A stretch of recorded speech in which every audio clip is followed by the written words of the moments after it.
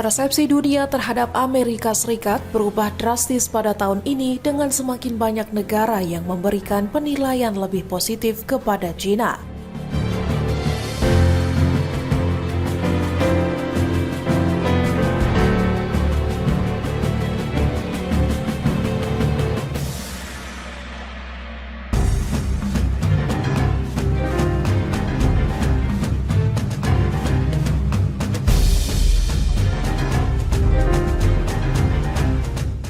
Survei terbaru dari Pew Research Center menunjukkan China kini memiliki citra yang lebih baik dibandingkan Amerika Serikat di 25 dari 36 negara yang disurvei.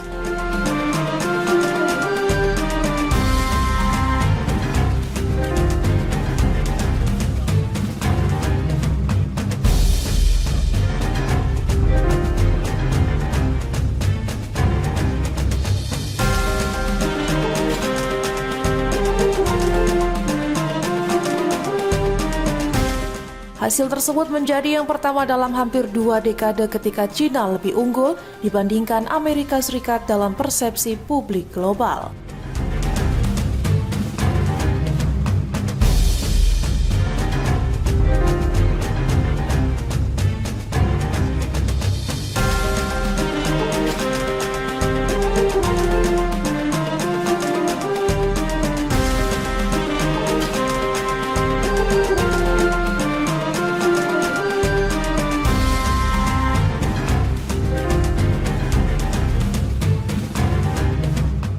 Negara yang kini lebih memandang positif China bahkan mencakup 2 tetangga dekat Amerika Serikat, yakni Kanada dan Meksiko.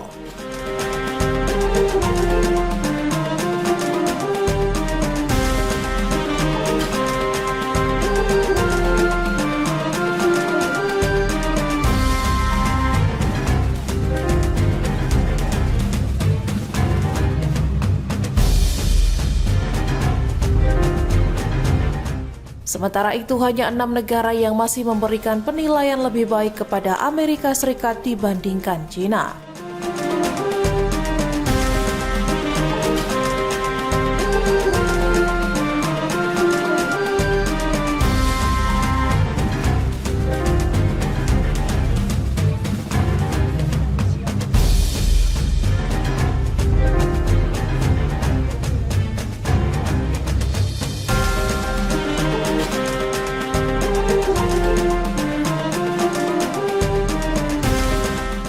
Keenam negara tersebut adalah Israel, Jepang, India, Korea Selatan, Filipina, dan Polandia.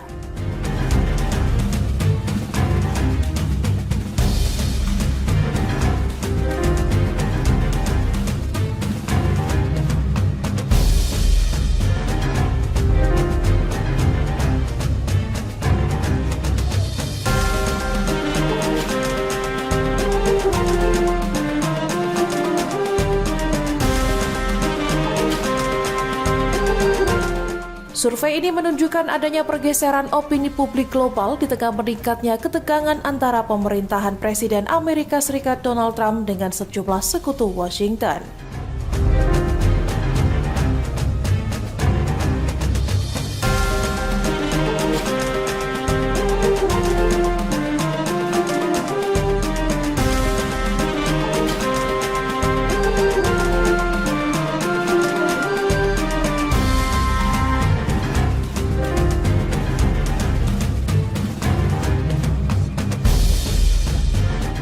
Di sisi lain, citra China dinilai terus menguat di berbagai kawasan seiring meningkatnya pengaruh diplomasi dan ekonomi Beijing.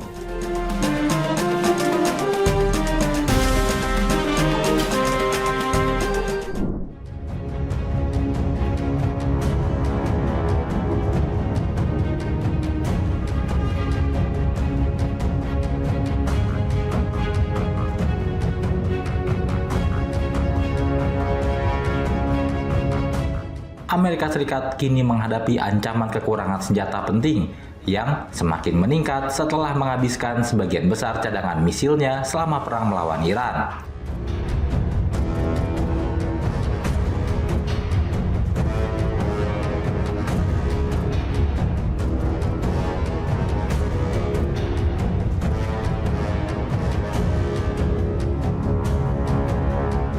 Penilaian ini menyoroti kekhawatiran yang kian memuncak mengenai kemampuan industri senjata Amerika Serikat.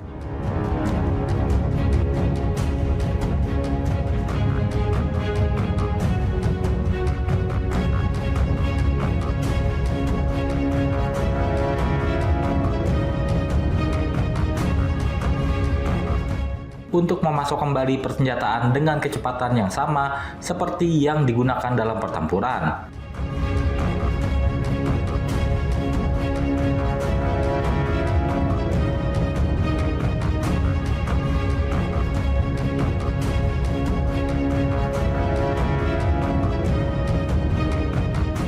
Selama fase awal perang, militer Amerika Serikat telah mengerahkan ribuan rudal dalam serangan jarak jauh serta operasi keamanan untuk mencegah serangan Iran.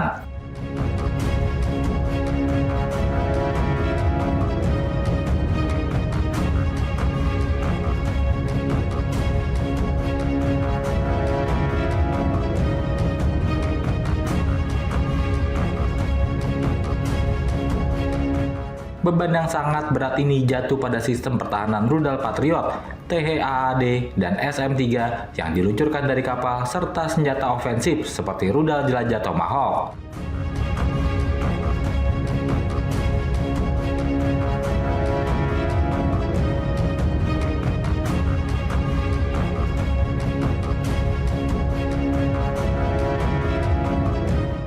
Mark Kantian, seorang pensiunan kolonel Korps Marinir Amerika Serikat dan analis pertahanan di Central for Strategic and International Studies atau CSIS,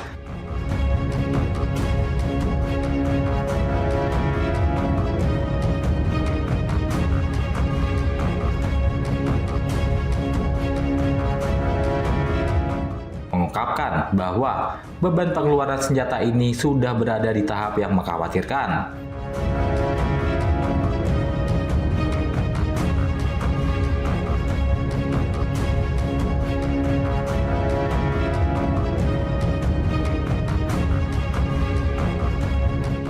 Lebih lanjut, CSIS memperkirakan bahwa Washington kemungkinan telah menggunakan lebih dari setengah persediaan pra-perangnya dalam beberapa kategori rudal kritis.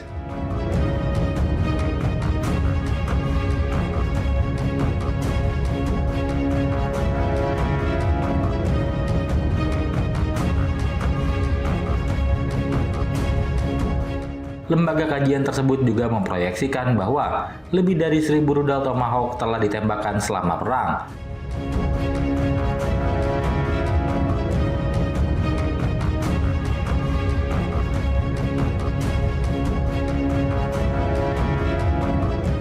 Sebuah angka yang setara dengan total produksi selama beberapa tahun jika merujuk pada tingkat produksi saat ini.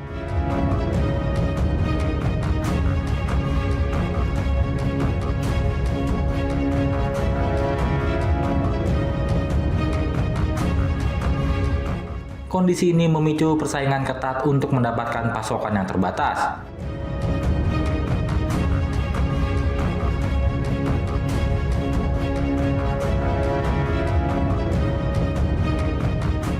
Di satu sisi, Amerika Serikat harus membangun kembali persediaannya sendiri, namun di sisi lain, sekutu di Teluk dan Ukraina terus meminta tambahan rudal pencegat.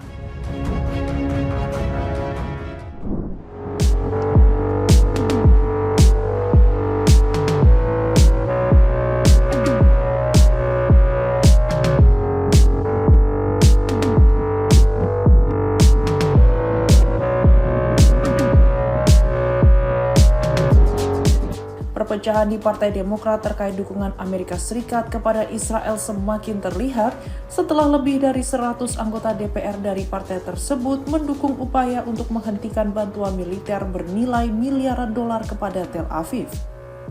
Meski demikian, usulan tersebut akhirnya gagal setelah ditolak mayoritas anggota DPR.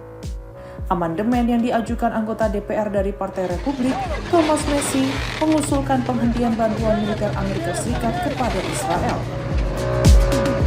Dalam pemungutan suara, sebanyak 103 anggota Demokrat dan 1 anggota Republik mendukung usulan tersebut. Namun amandemen itu ditolak dengan hasil akhir 314 suara menolak berbanding 104 suara mendukung, sementara 10 anggota memilih abstain.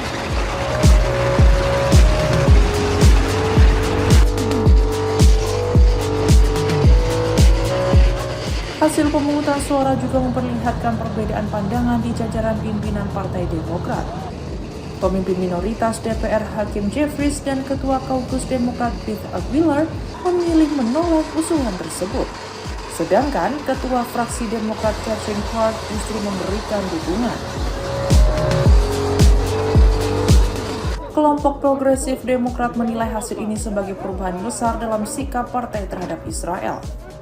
Pemimpin Kaukus Progressive Congress, Greg Kasser, menyebut untuk pertama kalinya mayoritas anggota Demokrat di DPR menolak pemberian bantuan militer tanpa syarat kepada Israel.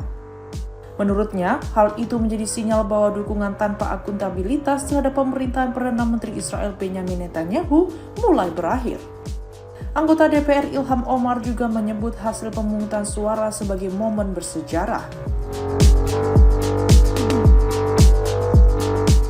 Bersama Rashida Tlaib, satu-satunya anggota Kongres Amerika Serikat keturunan Palestina, Omar mengatakan perubahan sikap seperti ini sebelumnya sulit dibayangkan.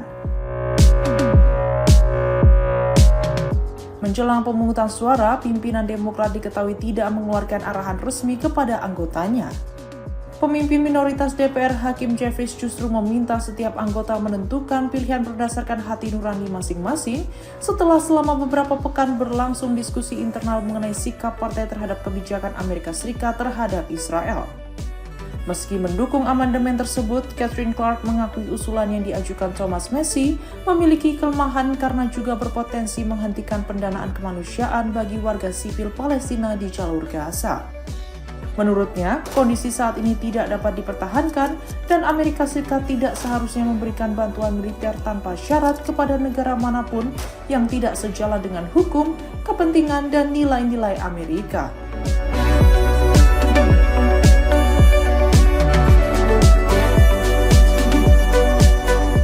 Sejumlah anggota Demokrat menilai amandemen itu juga memiliki muatan politik untuk memperuncing perpecahan di internal partai. Namun hasil pemungutan suara tetap menunjukkan semakin kuatnya dorongan di kalangan Demokrat agar Washington meninjau kembali kebijakan luar negerinya terhadap Israel. Anggota DPR Jared Huffman juga memilih abstain, mengatakan banyak anggota Demokrat ingin mengirimkan pesan bahwa pendekatan Amerika Serikat terhadap Israel perlu berubah. Menurutnya, bagi sebagian anggota, amandemen tersebut menjadi sarana untuk menunjukkan perubahan sikap partai terhadap konflik di Timur Tengah.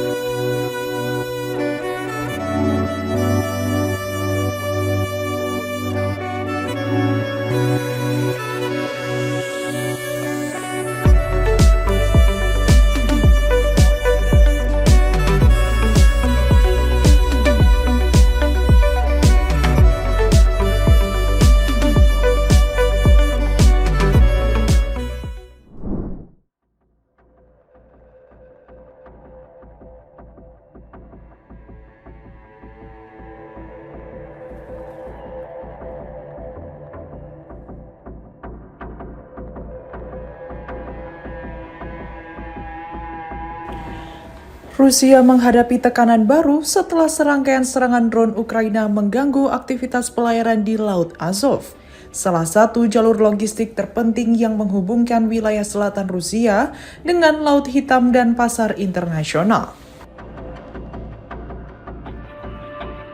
Gangguan tersebut memaksa Moskow menghentikan sementara lalu lintas kapal di kawasan itu, sehingga berdampak pada distribusi barang dan aktivitas perdagangan.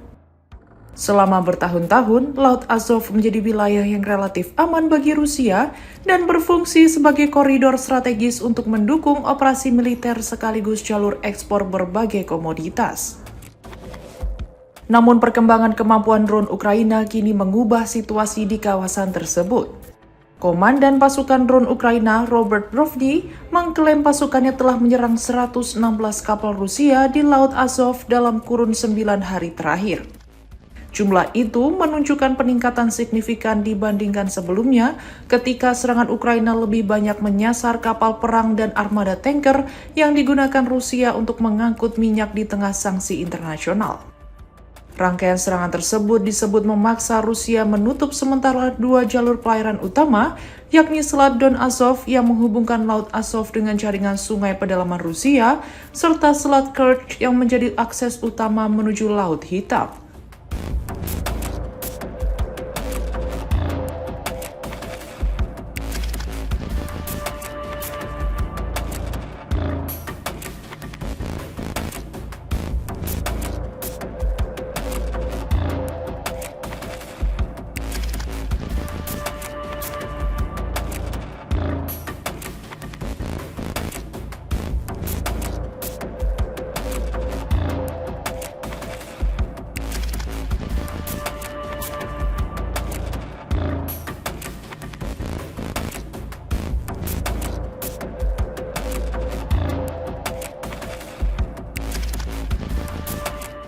Penutupan kedua jalur strategis itu menyebabkan antrean kapal di kedua sisi perairan, sebagaimana terlihat dari citra satelit dan data pelacakan pelayaran.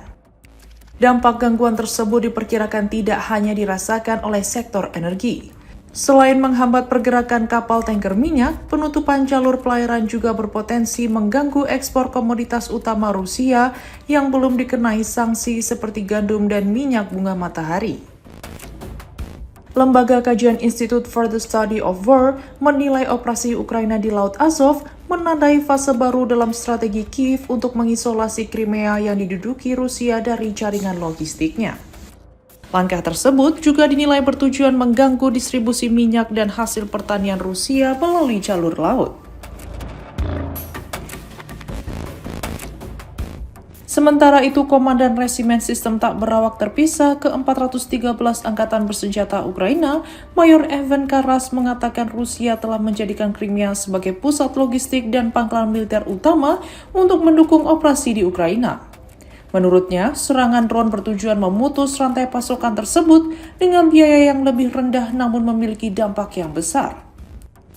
Karas menegaskan Ukraina akan terus meningkatkan tekanan terhadap jalur logistik Rusia. Ia menyebut kemampuan drone jarak jauh yang dimiliki Kiev telah menjadi tantangan besar yang hingga kini sulit diatasi Moskow. Gangguan terhadap Laut Azov juga menjadi perhatian pasar global. Pasalnya, Rusia merupakan eksportir gandum terbesar di dunia dengan kontribusi sekitar 20% terhadap perdagangan gandum internasional. Setiap hambatan terhadap jalur ekspor Rusia berpotensi memengaruhi pasokan pangan dan pergerakan harga komoditas di pasar dunia.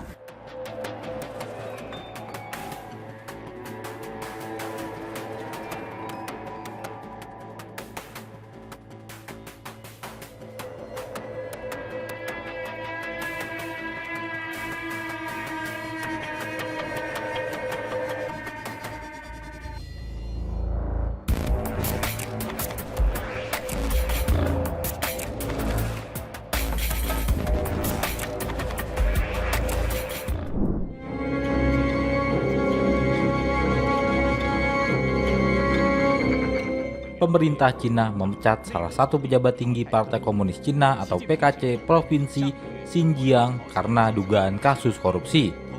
Ma Xingrui dicopot dari semua jabatannya atas tuduhan korupsi, termasuk nepotisme, penyuapan, dan membayar jasa prostitusi.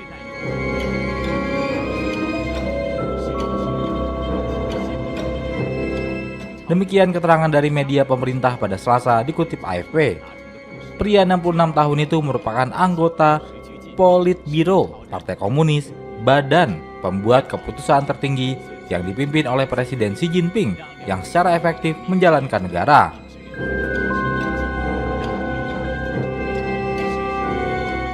Politbiro menyetujui laporan dari Badan Pengawas Anti Korupsi Partai yang memuat daftar panjang tuduhan terhadap Ma. Kantor berita Cina Xinhua melaporkan bahwa Ma telah diselidiki sejak April. Laporan Xinhua kemudian menambahkan bahwa kasusnya sangat serius. Ma mendapat kewenangan atas Xinjiang, provinsi mayoritas muslim di Cina antara tahun 2021 dan 2025. Wilayah timur laut tersebut menghadapi serangkaian serangan mematikan terhadap warga sipil hingga pertengahan 2010-an, yang oleh Beijing dituduhkan kepada kelompok separatis bersenjata dan kelompok Islamis. Selama dekade terakhir, Xinjiang menjadi sasaran penindakan keras oleh otoritas Beijing atas nama pemberantasan terorisme. Tindakan represif itu terutama menargetkan minoritas Muslim Uighur yang dituduh terlibat dalam serangan tersebut.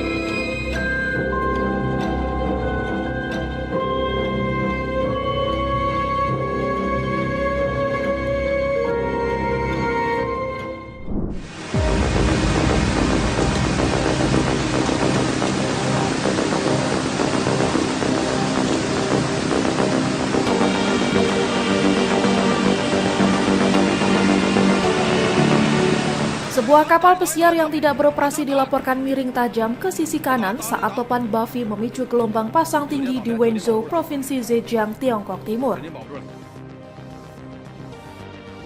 Rekaman video yang beredar di media sosial memperlihatkan kapal Mingzhu nomor 7 dalam posisi miring, sementara warga di sekitar lokasi panik dan berlarian menjauh.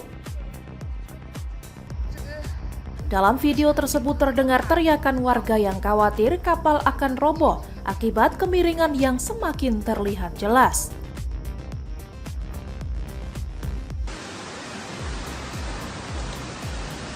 Pihak Wenzhou Mingzhu Cruise Co. menjelaskan insiden itu disebabkan oleh air pasang tinggi dan perusahaan langsung mengaktifkan prosedur tanggap darurat. Topan Buffy diketahui terbentuk di Samudra Pasifik sekitar 2 pekan lalu dan menjadi siklon tropis dengan durasi terlama di kawasan Asia Pasifik tahun ini.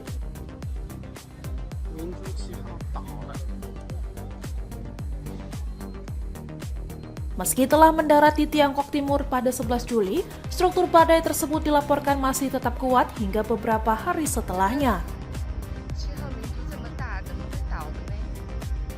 Hujan deras akibat topan Buffy juga melanda wilayah timur laut Tiongkok dan memicu banjir serta evakuasi darurat di provinsi Liaoning dan Jilin.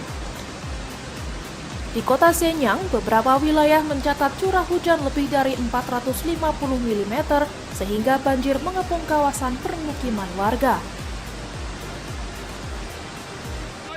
Sejumlah sungai dilaporkan meluap melewati batas peringatan. Sementara puluhan waduk di Provinsi Liaoning melakukan pelepasan air secara terkontrol. Otoritas setempat terus memantau dampak topan Buffy karena cuaca ekstrim masih berpotensi memicu banjir dan gangguan di sejumlah wilayah terdampak.